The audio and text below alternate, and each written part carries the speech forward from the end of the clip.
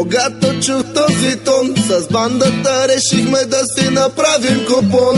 Аз грабнах микрофон и проблемите от детайли станаха фон. Лигни, отпусни се назад, нека моя глас да отвори порти към нов свят. И след поредния шахмат отлитаме и аз не знам на къде бе брат. Важно само е, че всички клатим брат. В този реге ритъм злите духове спят.